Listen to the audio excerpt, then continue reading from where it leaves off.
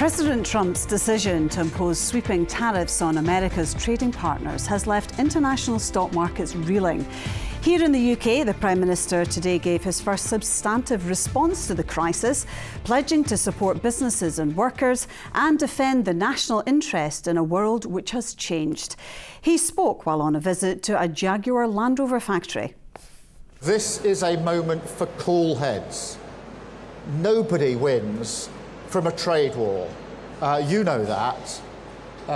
But it's also a moment for urgency, because we've got to rise together as a nation to the great challenge of our age, and it is the great challenge, which is to renew Britain so that we're secure in this era of global instability. And nobody is pretending that tariffs are good news. You know that better than anyone. 25% tariffs on automotive exports and 10% on other goods. That is a huge challenge for our future, and the global economic consequences could be profound. And look, when it comes to the US, I will only strike a deal if it's in our national interest, if it's the right thing to do for our security.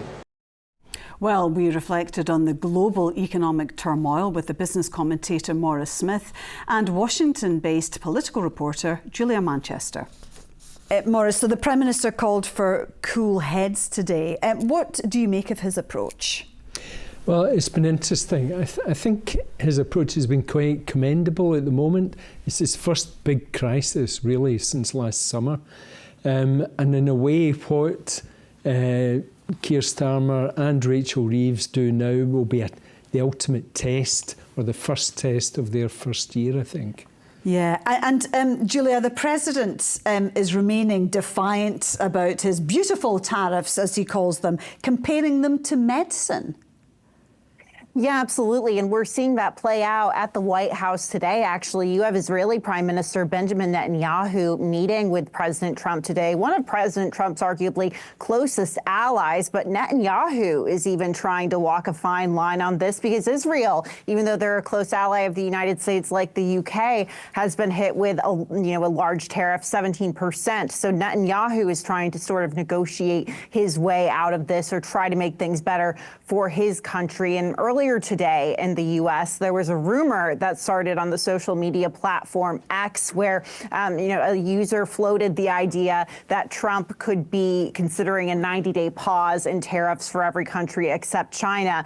That rumor, that little X post, sent shockwaves through the stock market here in the United States and resulted in the White House calling it fake news. So no end in sight for President Trump really sticking to these tariffs. Yeah, and clearly stock markets are very jittery, aren't they? But how much of a backlash is there in America to the tariffs? I think there's a lot of concern right now. The stock markets are jittery, and that makes Americans jittery as they look at their own financial portfolios. But, we will, I'm assuming, in the very near future, start to see the impact of this at the grocery store, buying goods and services, for example. We know that inflation has been a pretty persistent problem here in the United States for, roughly the past year or so. It was something that President Trump himself campaigned on lowering during the presidential election. So there's going to be a lot of swing voters, a lot of voters that, may have decided to vote for President Trump because of his economic plan, who likely won't be very happy now because there's no end in sight for inflation. And we know that for now, even the president has said there could be a short-term increase, at least a short-term increase in those prices.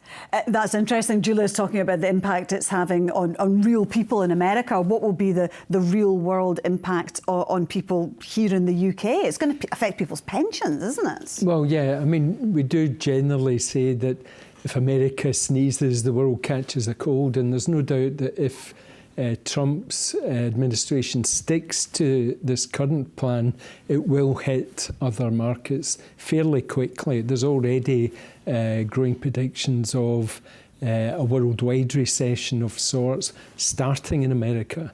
It won't hit consumers here immediately, but it could hit them in the longer term. American consumers are going to feel this first. Why would there be a recession? Well, the problem is that if we go into a full-blown trade war, there's no real winner, as people want to say, but it is quite true, because every company, every employer and every government has to consider things in terms of what the tariffs are and how things are going to cost. So it pushes prices up, and that delays decisions. Mm-hmm. So companies, corporations and so on aren't going to make multi-million-dollar decisions to build factories quickly, and if anything, they're going to put them off. And there's some signs that that's happening already.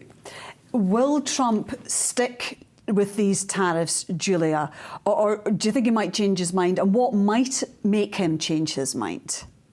Well, that would certainly be an about face for President Trump. I mean, this is someone who has talked about tariffs well before he got involved in U.S. politics. He was talking about tariffs during his time as a businessman in New York City in the 1980s, 90s, and early 2000s. So this is very consistent with his messaging on the issue, but he could face, and he already is facing, quite a bit of pressure from Republicans on Capitol Hill. You have a number of Republican senators who are signing on to bipartisan legislation that would essentially give Congress, or would require the executive branch, the president, to give Congress a heads up and an explanation on, their plan, on the White House's plan to enact tariffs. And the White House has said, Trump has said he plans to veto that legislation, but a number of Trump Republican allies signing on. You also have other vocal Trump allies in the Senate, like Senator Ted Cruz, for example, who ran for president against Trump in 2016.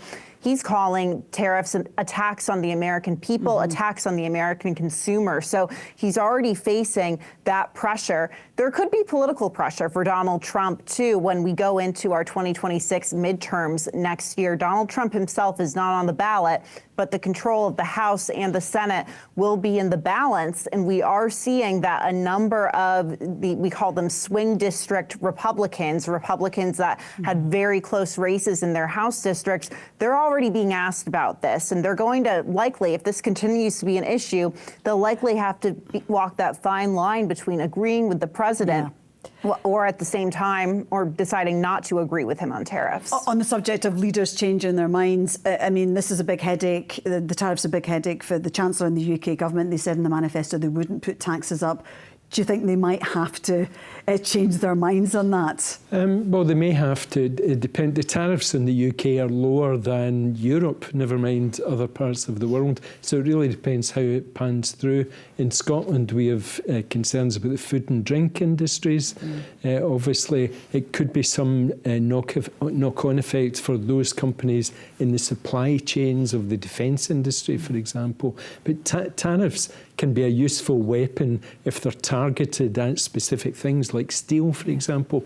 These are across the road, across the board, huge tariffs, and I can't really see them being sustainable.